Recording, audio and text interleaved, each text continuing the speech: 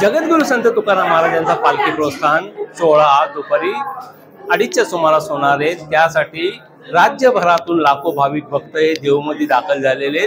देवमध्ये दाखल झाल्यावर भाविक भक्त पवित्र इंद्रायणी नदीचं दर्शन घेऊन तेथे स्नान करून येथे मुख्य मंदिरात येतात। मुख्य मंदिरात आल्यावर जगद्गुरु संत तुकाराम महाराजांच्या शिळा मंदिरामध्ये येथे भाविक भक्तांनी मोठी रांग लावलेली आहे। आपण जर पाहायला गेलं तर आज पहाटेपासूनच भाविक भक्तांची मोठी गर्दी येथे पाहायला मिळालेली आहे, कारण की पालखी प्रस्थान हा काही अवघ्या तासावर येऊन ठेपलेला आहे।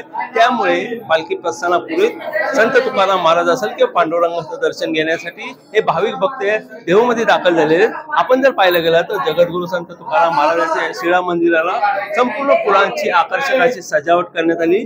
रंगीबेरंगी फुलांच्या सजावटीमध्ये तुकाराम महाराजांचं हे जे रूप आहे अगदी खुलून दिसत आहे।